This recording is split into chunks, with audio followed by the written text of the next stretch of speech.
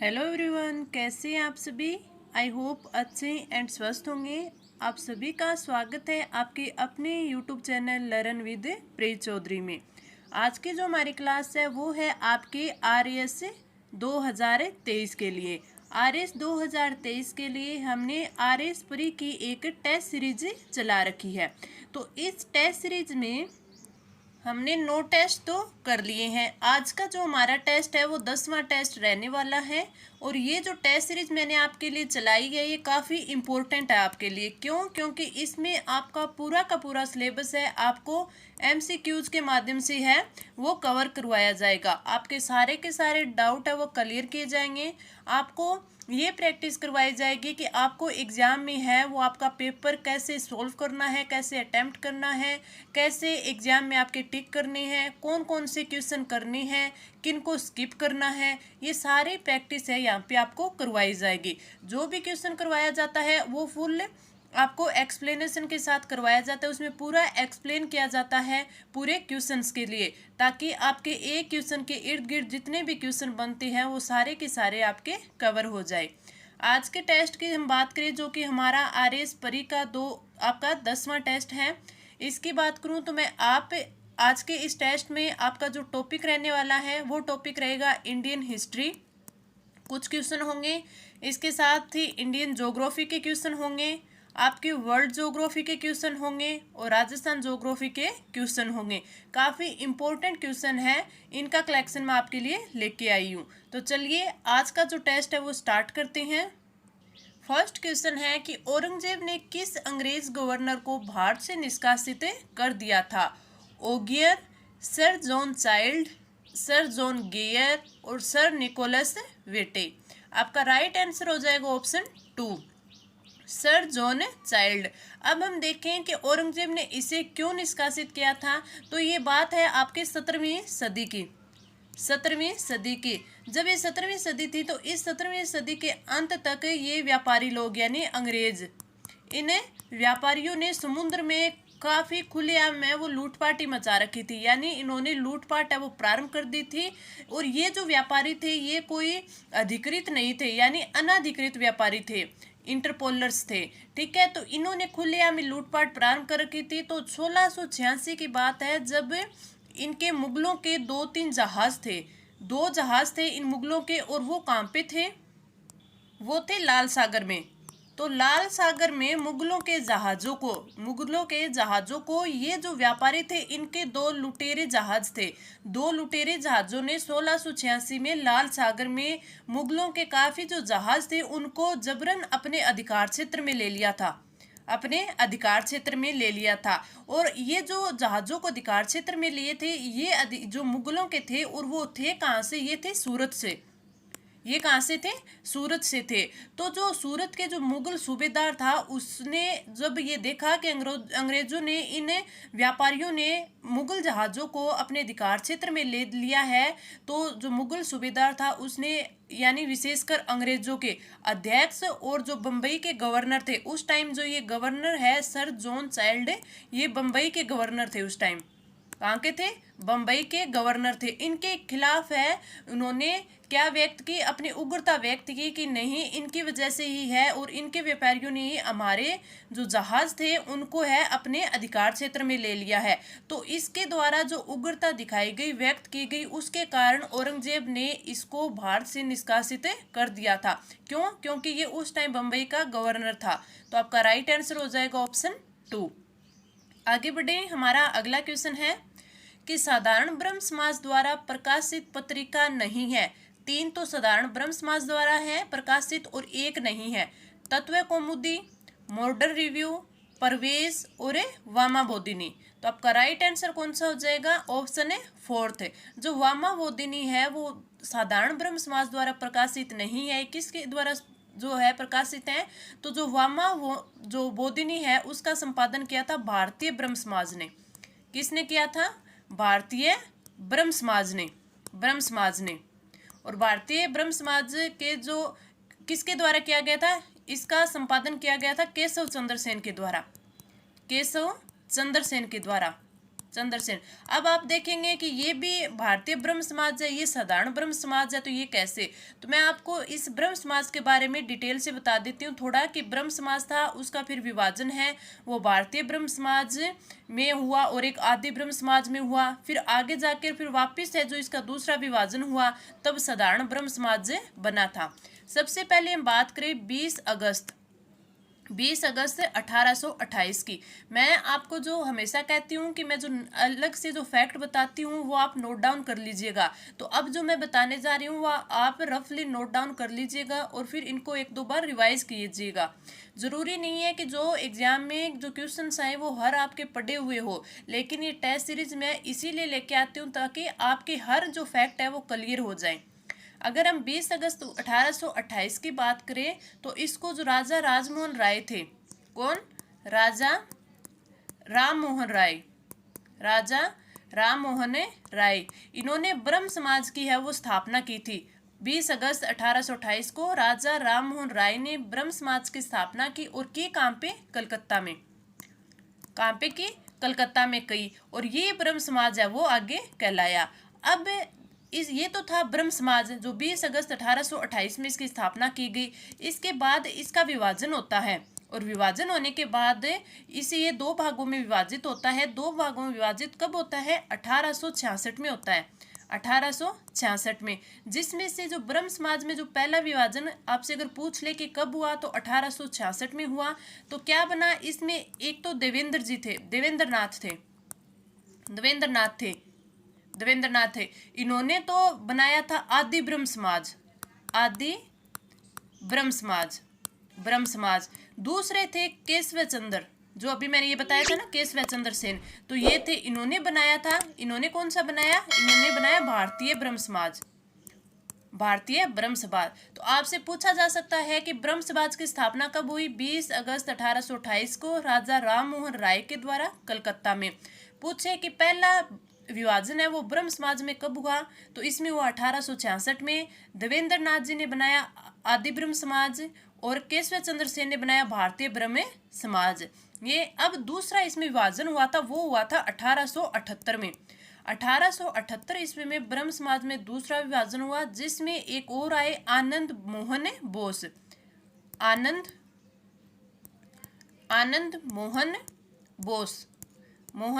बोस। इन्होंने जो समाज बनाया था वो बनाया था साधारण ब्रह्म समाज। इसकी स्थापना इनके द्वारा की गई थी। अब हमारा क्वेश्चन क्या है कि साधारण ब्रह्म समाज द्वारा प्रकाशित पत्रिका, तो इसकी अगर मैं बात करूं तो इनमें कई पत्रिका हैं, मैं आपको सारी बता देती हूँ। तत्व कौमुदी एक तो ये है जो कि साधारण जो आपका ब्रह्म समाज है उसके द्वारा प्रकाशित है। दूसरी है ब्रह्म जनमत। एक इसकी है प्रवेश, एक है मॉडर्न रिव्यू और एक है संजीवनी। ये काफ़ी इंपॉर्टेंट है इसीलिए मैं आपको बता रही हूँ, संजीवनी। और एक है नव्य भारत। तो ये इतनी पुस्तकें हैं जो इनके प्रकाशित जो पत्रिकाएं हैं जो कि साधारण ब्रह्म समाज के द्वारा प्रकाशित की गई है। तत्व कौमुदी, ब्रह्म जनमत, प्रवेश, मॉडर्न रिव्यू, संजीवनी और नव्य भारत। तो ये आपको याद रखनी है। और हमारा क्वेश्चन क्या था कि इनमें से कौन सी नहीं है? तो तत्व कौमुदी है, मॉडर्न रिव्यू है, प्रवेश है। वामा बोधिनी है वो किसके द्वारा? भारतीय ब्रह्म समाज के द्वारा प्रकाशित है, जो किसके द्वारा? केशव चंद्र सेन के द्वारा। तो आपका राइट आंसर ऑप्शन है 4th। आगे बढ़े, हमारा जो अगला क्वेश्चन है, वाणिज्यिक कृषि के संबंध में निम्नलिखित कथनों पर विचार कीजिए। किसी खाद्यान्न फसल का उत्पादन वाणिज्यिक उद्देश्य के लिए किया जाता है। एक ही फसल को विस्तृत कृषि भूखंड पर उगाया जाता है। उपरोक्त में से कौन सा कथन है वो सत्य है? तो राइट आंसर क्या हो जाएगा? राइट आंसर हो जाएगा ऑप्शन 3, ए व बी दोनों सत्य है। कैसे? कि किसी खाद्यान्न फसल का उत्पादन वाणिज्यिक उद्देश्य के लिए किया जाता है। इसमें पूछा है वाणिज्यिक कृषि कौन सी होती है? जो बाजार में बेचने के लिए की जाती है। तो जब किसी खाद्यान्न फसल का उत्पादन है वो बाजार में बेचने के लिए किया जाता है तो उसे क्या बोलते हैं? वाणिज्यिक कृषि या वाणिज्यिक अनाज कृषि बोलते हैं। तो फर्स्ट है वो सही हो गया। अगला, जबकि इसमें एक चीज हो रहा है कि इसमें किसी भी एक ही फसल को एक विस्तृत भूखंड पर उगाया जाता है, जैसे गेहूं हो गई, गेहूं, मक्का हो गया। तो ये क्या होती है, फिर ये आ जाती है वाणिज्य कृषि में। और जो इस प्रकार की जो वाणिज्य कृषि होती है ये यूरेशिया के क्षेत्र में की जाती है। यूरेशिया के जो स्टेपी क्षेत्र हैं, यूरेशिया के स्टेपी क्षेत्र हो गए, उत्तरी अमेरिका के प्रेरी क्षेत्र हो गए, उत्तरी जो अमेरिका है यूएसए के उसके प्रेरी क्षेत्र हो गए, अर्जेंटीना के पंपास क्षेत्र हो गए, अर्जेंटीना के पंपास क्षेत्र हो गए। तो उन इलाकों में, उन क्षेत्रों में वाणिज्य कृषि है वो की जाती है। तो वाणिज्य कृषि के लिए दोनों की दोनों चीजें हैं वो सही दे रखी है। तो राइट आंसर हो गया हमारा ऑप्शन है थर्ड। आगे बढ़े, हमारा अगला क्वेश्चन है कि निम्नलिखित पर विचार कीजिए। धान के खेत, कोयले का खनन, पालतू पशु, दलदली भूमि, उपरोक्त में से कौन कौन ग्रीन हाउस गैस मीथेन के स्रोत हैं, इनमें से हमें बताना है। तो धान के खेत भी होते हैं, कोयले का खनन भी होता है, पालतू पशु भी होते हैं और दलदली भूमि भी होती है। तो राइट आंसर क्या हो जाएगा, राइट आंसर हो जाएगा ऑप्शन है फोर्थ।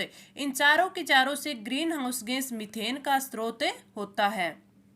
अगर हम मीथेन गैस की बात करें तो जो ग्रीन हाउस गैसें होती है उसमें जब जो सबसे छोटा जीवन काल पूछ लेना कि ये जो ग्रीन हाउस गैसें होती है उसमें सबसे छोटा जीवन काल, सबसे छोटा जीवन काल, तो वो किसका होता है, जीवन काल होता है मीथेन गैस का। अब मीथेन गैस प्राप्त होने वाले स्रोत जैसे कोयले का खनन हो गया, धान के खेत हो गए, यानी धान यानी चावल की खेती, चावल के खेत हो गए, पालतू पशु, पालतू पशु कैसे हो गए, जो पशुओं की जुगाली होती है उससे मीथेन गैस निकलती है, और दलदली भूमि यानी आर्द्र भूमि हो गई, आर्द्र भूमि हो गई।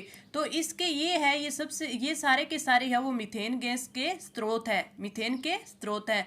अगर हम बात करें ग्रीन हाउस प्रभाव की बात करें तो इस ग्रीन हाउस प्रभाव को और क्या बोलते हैं, ग्लोबल वार्मिंग बोलते हैं, ग्लोबल वार्मिंग, या फिर इसे और क्या बोलते हैं, इसे ही वैश्विक तापन बोलते हैं, वैश्विक तापन भी इसे बोलते हैं, तापन भी इसे बोलते हैं। अगर आपसे पूछ लिया जाए कि जो वैश्विक तापन है इस शब्द का प्रयोग है वो सबसे पहले कब किया गया और किसने किया था, तो इसका सबसे पहले प्रयोग है वो 1975 में किया गया था। किसके द्वारा किया गया था, जो वेल ब्रेकर थे उनके द्वारा किया गया। तो ये कभी अगर आपसे पूछ ले तो आप इसका आंसर दे सकते हैं। और क्या पूछा जा सकता है, और पूछा जा सकता है कि जो ग्रीन हाउस प्रभाव है इसमें और कौन कौन सी गैस है वो पाई जाती है। तो इसमें गैसें पाई जाती है, एक तो आपकी पाई जाती है कार्बन डाइऑक्साइड यानी CO2, एक आपकी मीथेन हो ही गई CH4, इसके अलावा नाइट्रोजन डाइऑक्साइड यानी NO2, इसके साथ साथ ही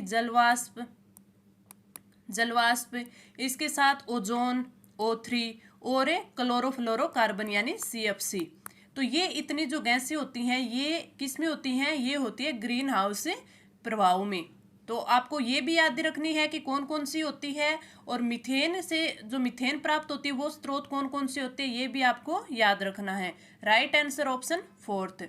मैं मेरी तरफ से पूरी कोशिश करती हूँ कि आपको जो पूरा का पूरा है जो मैं समझाऊँ वो आपको अच्छे से समझ आ जाए।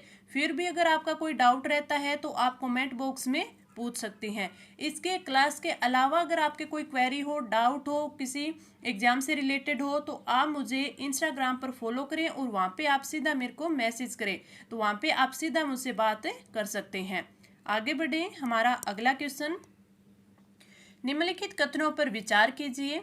एंडीज पर्वत अफ्रीका महाद्वीप के दक्षिणी भाग में स्थित है। एटलस पर्वत का विस्तार है वो मोरक्को, अल्जीरिया व ट्यूनीशिया देशों में है। एटलस पर्वत की सर्वोच्च चोटी माउंट टुबकल मोरक्को देश में है। उपरोक्त में से कौन सा सत्य कथन है ये हमें बताना है। तो इस क्वेश्चन में अगर हम बात करें तो इसमें जो फर्स्ट है वो गलत दिया हुआ है, सेकंड और थर्ड यानी बी और सी सही दिए हुए हैं। तो राइट आंसर तो आपका हो जाएगा ऑप्शन है 2, केवल बी व सी सही है। अब मैं आपको एंडीज पर्वत और एटलस पर्वत के बारे में बताती हूँ, तब आपको समझ में आएगा कि क्यों ये गलत है, क्यों ये दोनों सही है। सबसे पहले बात करें हम एंडीज पर्वत की। एंडीज पर्वत की, तो एंडीज पर्वत है ये विश्व की सबसे लंबी पर्वत श्रृंखला है, सबसे लंबी पर्वत श्रृंखला विश्व की। ठीक है, पहला बात। दूसरे ये कि ये इसका विस्तार है वो दक्षिणी अमेरिका यानी महाद्वीप है दक्षिणी अमेरिका, अमेरिका के जो पश्चिमी तट है उस पर इसका विस्तार है, पश्चिमी तट पर ये स्थित है, तट पर ये स्थित है। ये हो गया। अब आपसे पूछा जा सकता है कि एंडीज पर्वत है, अब जैसे एटलस पर्वत का पूछा ना कि विस्तार इन इन देशों में है, तो इस हिसाब से एंडीज पर्वत का भी आपसे पूछा जा सकता है। तो जो एंडीज है वो दक्षिणी अमेरिका के 7 देशों में इसका विस्तार है। 7 कौन कौन सी है मैं आपको आगे बता देती हूँ। 7 में से आपका पहला तो है कोलंबिया, इसके अलावा अर्जेंटीना,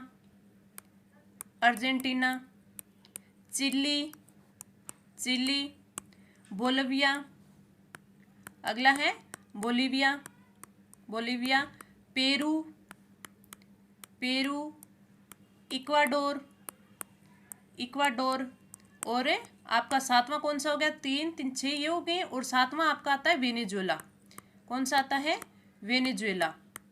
लेकिन अगर आपसे ये पूछ ले कि जो एंडीज पर्वतमाला है ये इसका विस्तार है वो सर्वाधिक कहाँ पे है, तो सर्वाधिक आपसे पूछ ले तो चिली में है।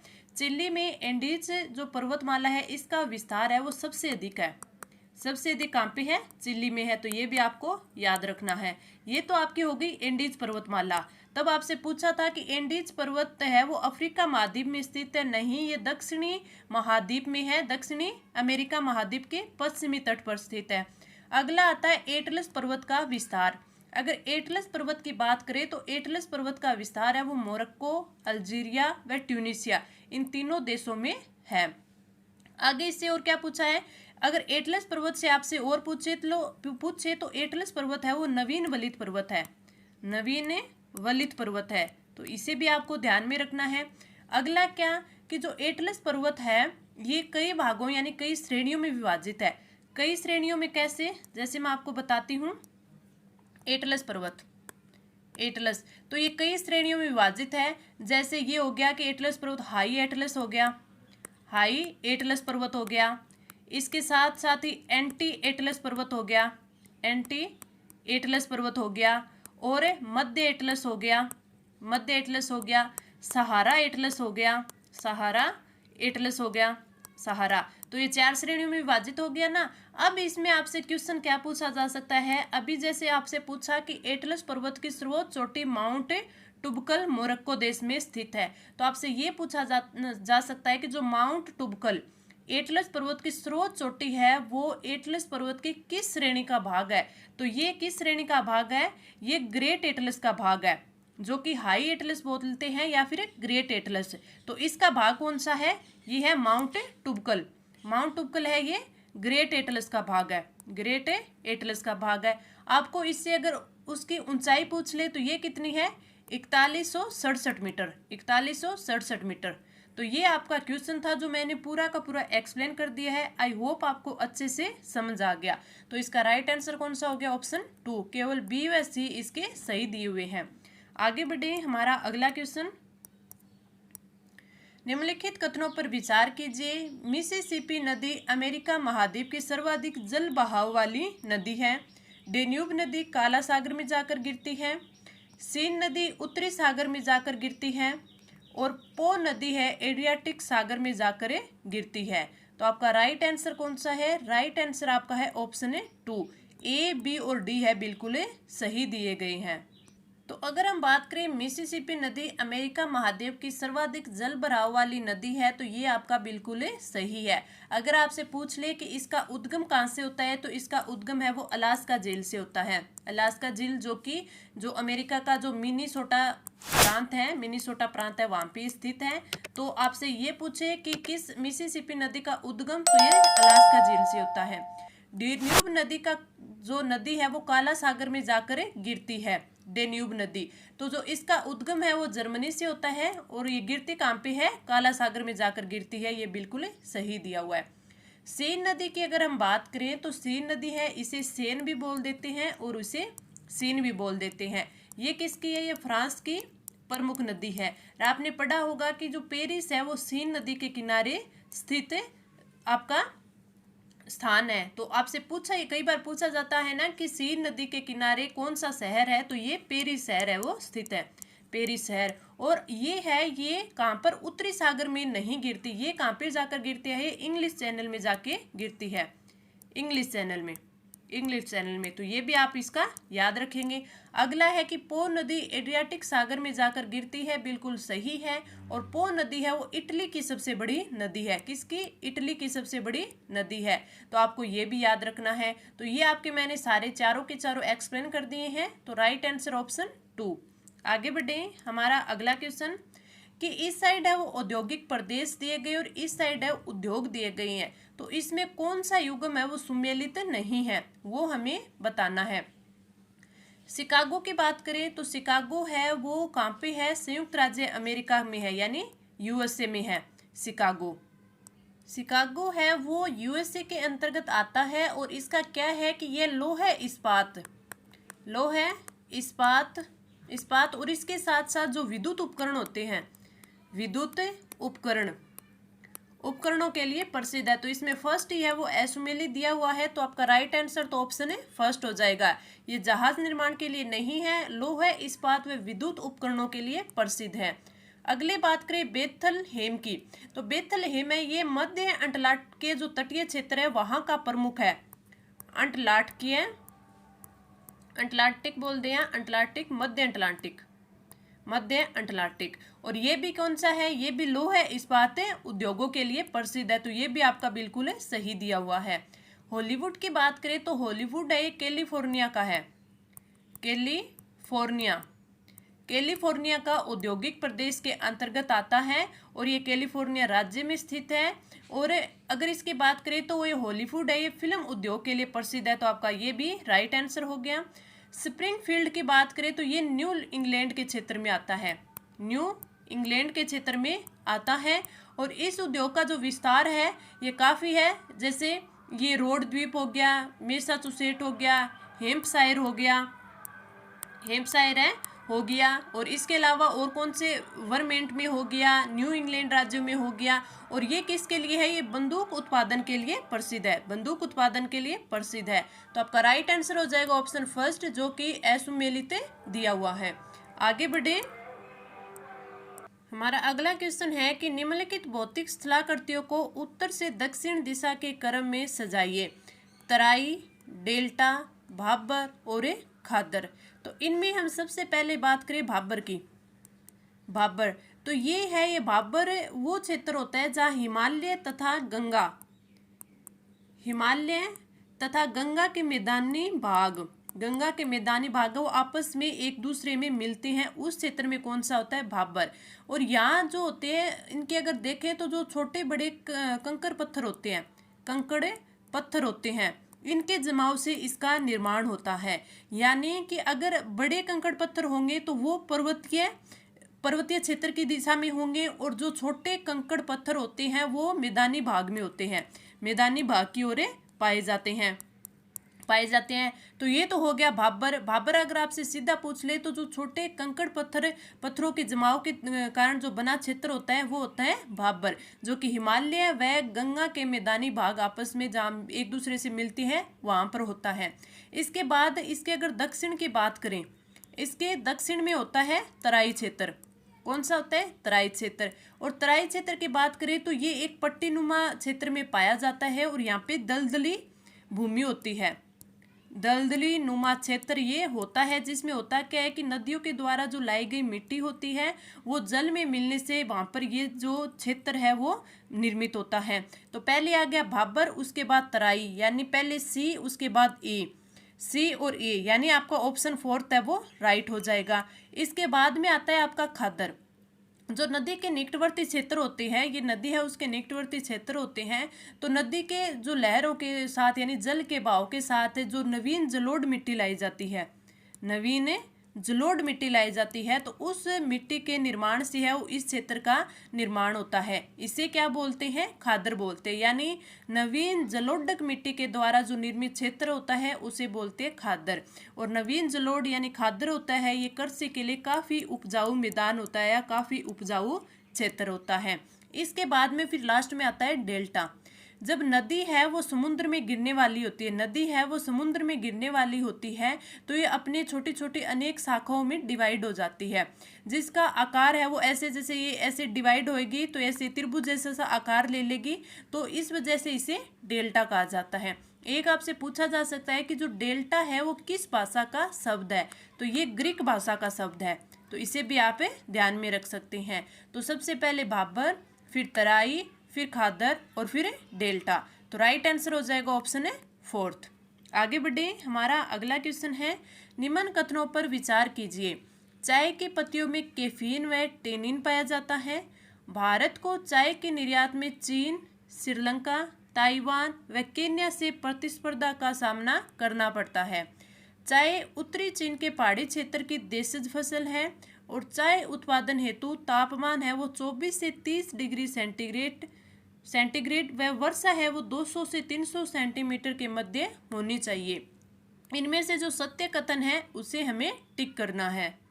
तो इसका हमारा राइट आंसर कौन सा होगा? राइट आंसर होगा ऑप्शन है फोर्थ, यानी इसमें चारों के चारों है वो सही दे रखे हैं। अब हम चाय के बारे में थोड़ी सी चर्चा करें तो सबसे पहले तो जो ये चाय का पौधा होता है ये उष्ण व उपोष्ण कटिबंधीय होता है। उपोष्ण कटिबंधीय पौधा होता है। चाय की पत्तियों में कैफीन व टेनिन पाया जाता है, बिल्कुल सही है। चाय में एक थीन नामक तत्व भी पाया जाता है, थीन नामक तत्व पाया जाता है, जिसके कारण से क्या होता है, इसमें जिसके सेवन से हल्का सा नशा या आप बोल सकते हैं कि इससे स्फूर्ति मिलती है। ठीक है, तो आपसे पूछा जा सकता है थीन किस में होता है, तो चाय में होता है। चाय की पत्तियों में कैफीन और टेनिन भी पाया जाता है। अगर बात करें कि चाय के उत्पादन हेतु 24 से 30 डिग्री सेंटीग्रेड आपका तापमान और जो वर्षा है वो 200 से 300 सेंटीमीटर के मध्य होनी चाहिए, ये भी बिल्कुल सही बात है। चाय के पौधे की बात करें तो जो चाय का पौधा अगर एक बार लगा दिया जाता है वो 30 से 35 वर्षों तक वो फसल है वो देता है। और जो चाय का पौधा होता है एक झाड़ीनुमा होता है, जिसकी पत्तियों से है वो चाय को प्राप्त किया जाता है, पत्तियों से है वो चाय को प्राप्त किया जाता है। और इसके बारे में मैंने आपको पीछे ये क्वेश्चन आया था जब मैंने आपको बताया था इसके बारे में कि जो आपके भारत की बात की थी कि भारत में है वो जो चाय है वो सर्वाधिक कौन से क्षेत्रों में या कौन से राज्यों में होती है, तो भारत में चाय के प्रमुख जो उत्पादनकर्ता राज्य हैं वो असम, ये क्वेश्चन मैंने आपको अच्छे से पहले भी करवाया था, पश्चिमी बंगाल और इसके साथ साथ ही तमिलनाडु व केरल इन क्षेत्रों में यानी इन राज्यों में ये प्रमुख उत्पादन करता है चाय के। और अगर आपसे ये पूछ ले कि जो भारत के प्रमुख उत्पादन करता पश्चिमी बंगाल है, इसमें कौन से क्षेत्र है, तो इसमें एक तो दार्जिलिंग है, इसके साथ साथ है जलपाईगुड़ी और एक है कूच बिहार। तो ये क्षेत्र है वो चाय के प्रसिद्ध क्षेत्र है, यानी सर्वाधिक उत्पादन क्षेत्र है। इसके साथ साथ ही अगर हम बात करें दक्षिणी भारत की तो इसमें मैंने आपको बताया था कि दक्षिणी भारत में चाय का जो उत्पादन होता है वो नीलगिरी पहाड़ी और इसमें ये कार्डेमम की पहाड़ी है, यानी इलायची की पहाड़ी, कार्डेमम की पहाड़ियों यहाँ पर भी इसका उत्पादन है वो काफ़ी होता है। तो ये थी हमारे लिए चाय की बातें जो काफ़ी इम्पोर्टेंट है, क्वेश्चन बन सकता है, तो पूरी मैंने डिटेल में आपको बता दी। आई होप आपको अच्छे से समझ आई होगी। तो हमारा राइट आंसर कौन सा हो जाएगा? Option fourth. आगे बढ़े, अगला क्वेश्चन है कि इस साइड है वो जल विद्युत परियोजनाएं दे रखी है और इस साइड है वो राज्य दे रखी हैं। हमें ये देखना है कि कौन सा सुमेलित नहीं है, यानी एक गल दिया हुआ है। सबसे पहला माता टीला परियोजना हिमाचल प्रदेश, इसमें सबसे पहला ही है वो गल दे दिया है। तो राइट आंसर आपको यही हो जाएगा कि हमें ये बताने की कौन सा सुमेलित नहीं है। माता टीला परियोजना की बात करें तो ये झांसी के पास बेतवा नदी के किनारे है, बेतवा नदी पर मध्य प्रदेश की सीमा पर बना हुआ है, मध्य प्रदेश की सीमा के पास पर मान ले। और अगर आपसे ये पूछ ले कि कितने किलोवाट की ये विद्युत क्षमता का शक्ति ग्रह बनाया गया है, जो माता टीला परियोजना है वहाँ पे जो विद्युत शक्ति ग्रह बनाया गया है तो वो 10,000 10,000 है वो किलोवाट, 10,000 किलोवाट का विद्युत क्षमता का शक्ति ग्रह वो बनाया गया है। और यहाँ पे जो विद्युत उत्पादन होती है उसका जो यूज है वो आपके यूपी और एमपी दोनों ही, यानी उत्तर प्रदेश और जो मध्य प्रदेश है दोनों मिलकर करते हैं। उत्तर प्रदेश के जैसे कुछ हो गए, जैसे झांसी हो गया, हमीरपुर हो गया, हमीरपुर और बांदा जिले होंगे। मध्य प्रदेश की बात करें तो ग्वालियर, रतिया, ये जिले हो गए, ये विद्युत शक्ति का यूज करते हैं। अगली है उकाई परियोजना। तो उकाई जो परियोजना है भारत की नदी घाटी परियोजना हो गई, और ये कहाँ पे है, ये गुजरात में है। और ये उकाई बांध पर और नदी कौन सी है, नदी है ताप्ती नदी। ठीक है, सूरत में है, गुजरात राज्य के सूरत जिले में बनाया गया है, और ये 300 मेगावाट का है, 300 मेगावाट का है। अगली बात करें सलाल परियोजना, तो ये जम्मू कश्मीर में है, बिल्कुल सही बात है। और इस जो परियोजना है ये कौन सी नदी पर है, ये चिनाब नदी पर है। और अगर इसकी और बात करें तो ये 118 मीटर ऊंचे जो पुल बना हुआ है, यानी सलाल बांध बना हुआ है, उसके ऊपर ये है। भाखड़ा नंगल परियोजना है, ये पंजाब में स्थित है, और पंजाब के कौन से, जो होशियारपुर जिले में स्थित है। तो हमारा राइट आंसर कौन सा हो जाएगा, ऑप्शन फर्स्ट हो जाएगा। और जो भाखड़ा नंगल परियोजना है ये आप सभी को पता है कि सतलज नदी पर है। तो ये आपको अच्छे से समझ में आ गया, राइट आंसर ऑप्शन फर्स्ट। आगे बढ़े, हमारा अगला क्वेश्चन है सीमेंट उद्योग के संदर्भ में असत्य कथन हमें बताना है। प्रथम सीमेंट मिल की स्थापना वर्ष 1914 में गुजरात में की गई।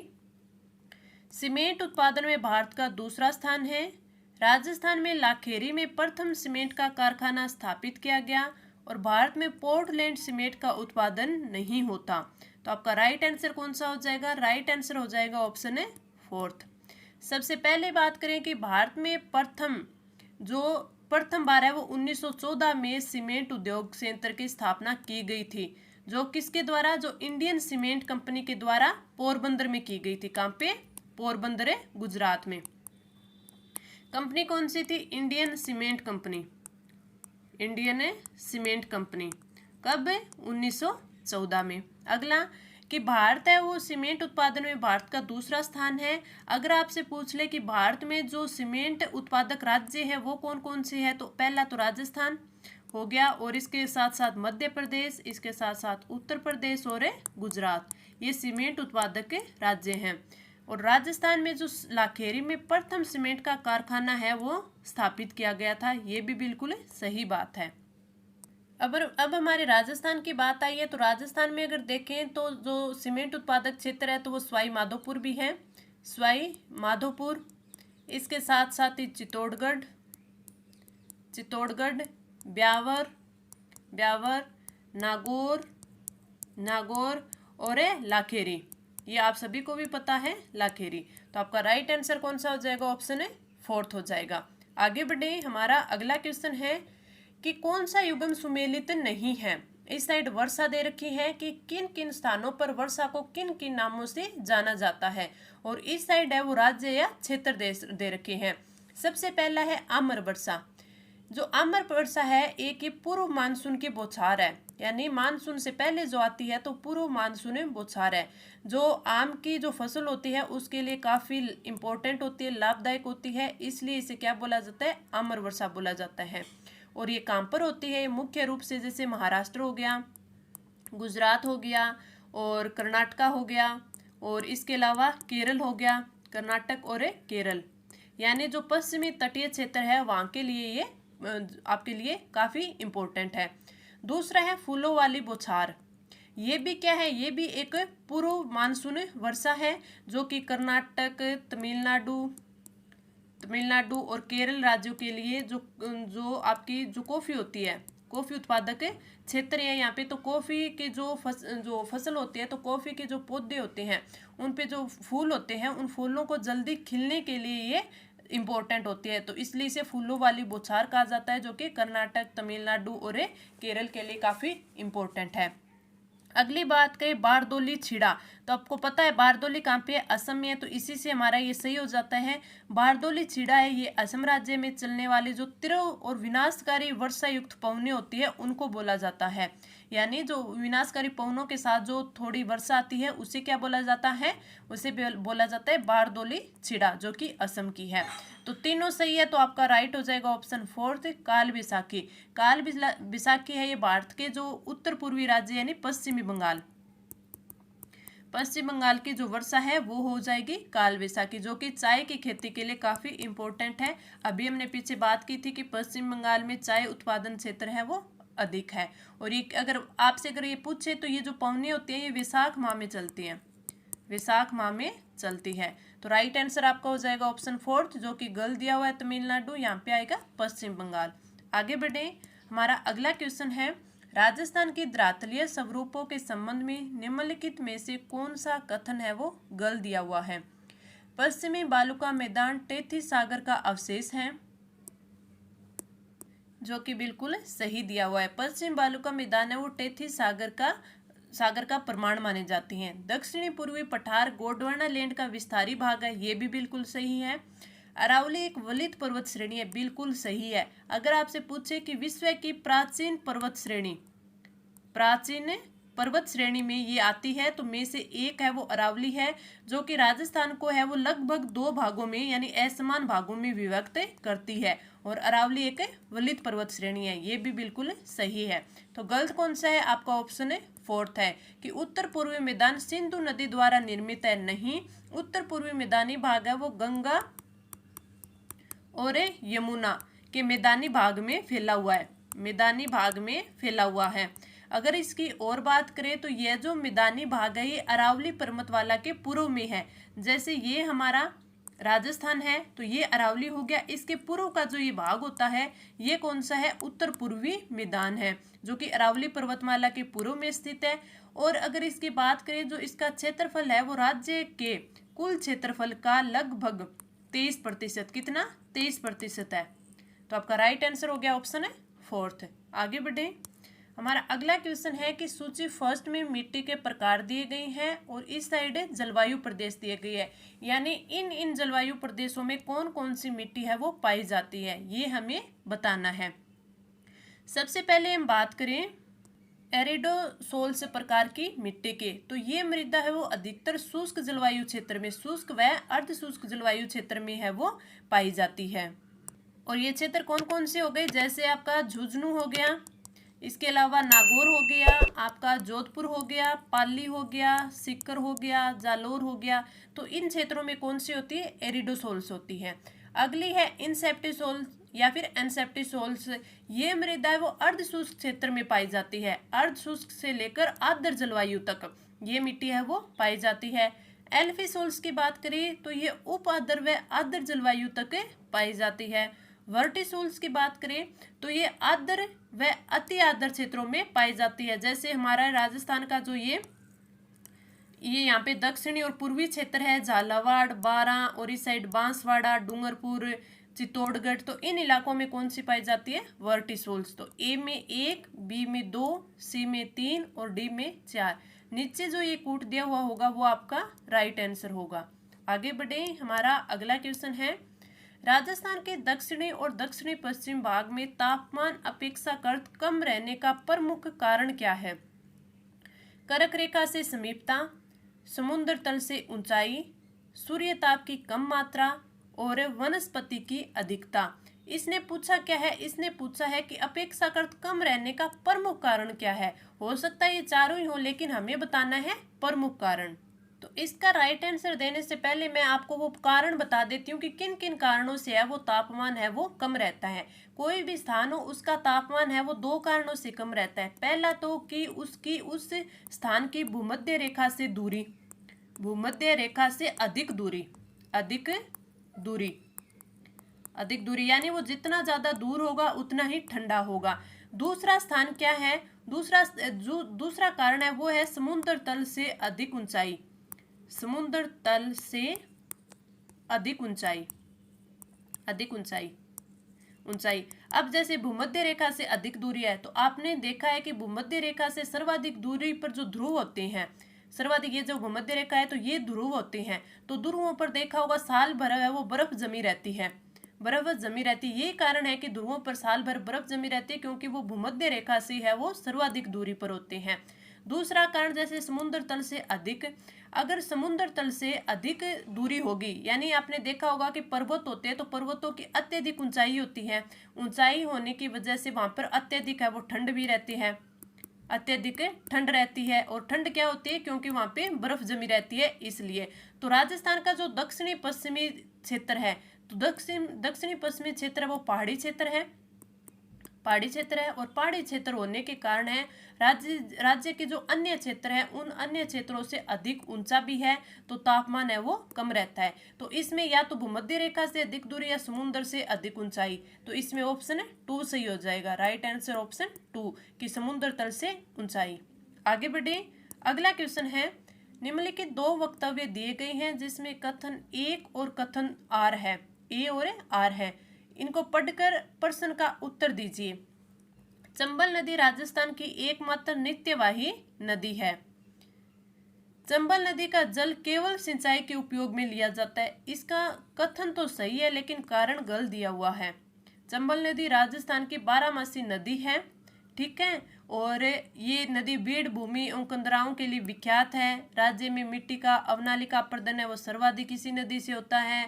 मुख्यतः पठारी यानी पथरीला जो क्षेत्र है वहाँ पे प्रवाहित होती है, और बूंदी के बाद है ये फिर प्रवाह क्षेत्र यानी मैदानी भागों में चली जाती है। और इसके बारे में क्या है कि इसके ऊपर है वो गांधी सागर बांध बना हुआ है, राणा प्रताप सागर बांध बना हुआ है, और इस पे कौन सा बांध है, कोटा बिराज बांध बना हुआ है, जवार सागर बांध बना हुआ है। ये सब चीजें इसके बारे में दी हुई है। लेकिन इसका जो यूज है केवल सिंचाई के लिए नहीं होता, इस नदी के जल का यूज है वो विद्युत व पेयजल, विद्युत और पेयजल दोनों के लिए होता है। तो आपका राइट आंसर कौन सा हो जाएगा, ऑप्शन 3 की ए सही है लेकिन आर है वो गलत दिया गया है। आगे बढ़े, अगला क्वेश्चन है, सूची फर्स्ट और सूची सेकंड दिए हुए हैं। इस साइड है वो स्थान दिए गए हैं और इस साइड है वो उनकी स्थिति यानी वो जिले दिए गए हैं कि ये स्थान है वो कहाँ पर स्थित है। सबसे पहला दिया हुआ है झालावाड़, बीकानेर, झुंझुनू और भीलवाड़ा। अगर ऐसे क्वेश्चन होते हैं हमें शुरू का नहीं पता होता, जैसे इनमें मेरे को सबसे ज्यादा पता है कोलायत झील का, जो कि कहाँ पे है, बीकानेर में है। तो बीकानेर में हमें पता है कोलायत झील होगी, अनूप सागर हो गया, अनूप सागर हो गया, लुणकरण झील होगी, लुणकरणसर झील होगी, तो ये कहाँ पे है, बीकानेर में। तो हमें चल गया कि बी में थर्ड आएगा, बी में थर्ड आएगा। और फिर इसके बाद हमें भीमसागर का पता है, भीमसागर कहाँ पे है, भीमसागर बांध है वो झालावाड़ में है, जो कि उजाड़ नदी पर स्थित है। कहाँ पर है, उजाड़ नदी पर। तो इसका भी हमें पता चल गया। तो ए में क्या आ जाएगा, ए में आ जाएगा फोर्थ आ जाएगा। अब आगे वाले हम देखने हैं, झुंझुनू और भीलवाड़ा। अंडमान बांध की बात करें, जो अंडमान बांध है ये भीलवाड़ा में स्थित है। कहाँ पे है, भीलवाड़ा में है। तो इसमें डी में क्या हो जाएगा, फर्स्ट आ जाएगा, डी में आ जाएगा फर्स्ट। तो हमारा फिर सी में क्या आ जाएगा, सेकंड आ जाएगा। तो ये कूट जो नीचे दिया हुआ होगा वही आपका सही होगा। झुंझुनू में पन्ना लाल शाह तालाब है। इसके बारे में मैं काफ़ी इंपॉर्टेंट चीज़ आपको बताती हूँ जिसे आपको अलग से नोट डाउन करना है। वो क्या कि जो पन्ना लाल शाह तालाब है ये झुंझुनू में स्थित है, और इसका जो निर्माण है वो सेठ पन्नालाल के द्वारा करवाया गया था। एक तो ये चीज़ है। दूसरी ये चीज़ है कि जो खेतड़ी के राजा से अजीत सिंह, कौन थे, अजीत सिंह थे, अजीत सिंह से इन्होंने इनवाइट करके यहाँ पे स्वामी विवेकानंद को बुलाया था, यानी आमंत्रण पर है वो स्वामी विवेकानंद को बुलाया था, विवेकानंद को बुलाया था। तो जो विवेकानंद है वो इसी तालाब के किनारे बने आवास में ठहरे थे। तो ये आपके लिए काफ़ी इम्पोर्टेंट बन जाता है कि जो खेतड़ी के राजा अजीत सिंह थे उन्होंने स्वामी विवेकानंद को आमंत्रण पर बुलाया था, तो किस तालाब के किनारे ठहरे थे, तो वो पन्नालाल शाह तालाब के किनारे ठहरे थे। काफ़ी इम्पोर्टेंट है आपके लिए। आगे बढ़े, हमारा अगला क्वेश्चन है, मृदा स्वास्थ्य कार्ड योजना का शुभारंभ प्रधानमंत्री द्वारा कहाँ व कब किया गया। सूरतगढ़ 19 फरवरी 2015 को, नानता 1 फरवरी 2015 को, सवाईमाधोपुर 20 फरवरी 2015 को, भादरा हनुमानगढ़ में 19 फरवरी 2015 को। तो आपका राइट आंसर ऑप्शन फर्स्ट ही है, क्योंकि हमें सभी को पता है मृदा जो स्वास्थ्य कार्ड योजना है उसका शुभारंभ है वो सूरतगढ़ में किया गया, जो कि कहाँ पे है, गंगानगर में है, 19 फरवरी 2015 को किया गया था। इसमें कई बार इसकी थीम पूछ ली जाती है, तो थीम है स्वस्थ धरा खेत हरा, ये इसकी थीम है। तो राइट आंसर ऑप्शन फर्स्ट। आगे बढ़े, अगला हमारा क्वेश्चन है कि जैसलमेर में पालीवाल ब्राह्मणों द्वारा विकसित मौलिक पारंपरिक वर्षा जल संचयन पद्धति का नाम क्या है? बावड़ी, खंडीन, कुंड और उकेरी। हम सभी को पता है कौन सा है, खंडीन। तो ऑप्शन 2 है बिल्कुल सही है। जो खंडीन है वो सर्वप्रथम है वो 15वीं शताब्दी में बनी थी। 15वीं शताब्दी में जो पालीवाल ब्राह्मण थे, पालीवाल ब्राह्मणों के द्वारा जैसलमेर में बनाई गई थी। तो ये काफी बार पूछा जाता है, अगर आपसे पूछ भी ले कौन सी सदी की है तो ये 15वीं शताब्दी की है। Right answer option 2। आगे बढ़े, हमारा अगला क्वेश्चन है, इस साइड परियोजना और इस साइड है वो जिले दे रखे हैं, हमें सिंचाई परियोजनाओं को सुमेलित करना है। पहला है बांकली बांध। बांकली बांध कहाँ पे है, जालोर में। सोम कमला अंबा परियोजना ये कहाँ पे है, ये डूंगरपुर में है। मोरेल बांध है वो सवाई माधोपुर में है, और जाखम बांध है वो प्रतापगढ़ में है। तो ये आपका जो कूट दिया होगा वही राइट आंसर होगा। नीचे आप कूट में टिक करेंगे और इसे राइट आंसर क्लिक कर देंगे। तो ये आपके काफी इंपॉर्टेंट 20 क्वेश्चन मैंने विद इसके पूरी की पूरी एक्सप्लेन करके आपको बताया है। आपको क्लास कैसी लगी आप नीचे कमेंट करके जरूर बताएं। अच्छी लगी तो लाइक जरूर करें। अगर अभी तक आपने चैनल सब्सक्राइब नहीं किया है, आप हमारे साथ नहीं जुड़े हैं, तो आज ही चैनल से जुड़े, सब्सक्राइब करें। इसके जो पीडीएफ होती है वो मैं आपको हमारे टेलीग्राम चैनल लर्न विद प्री चौधरी है उस पर प्रोवाइड करवा देती हूँ, जिसका बाद में आप रिवीजन भी कर सकते हैं। कोई भी नई अपडेट होती है, जैसे एग्जाम से रिलेटेड, आपके पेपर से रिलेटेड, आंसर की से रिलेटेड कोई भी नोटिफिकेशन होता है तो वो तुरंत मैं आपको इस टेलीग्राम चैनल पर प्रोवाइड करवाती हूँ। तो आज ही आप हमारे चैनल और हमारे टेलीग्राम चैनल दोनों से जुड़ जाएं। तो मिलते हैं अगली क्लास में अगले नए कंटेंट के साथ, तब तक के लिए धन्यवाद।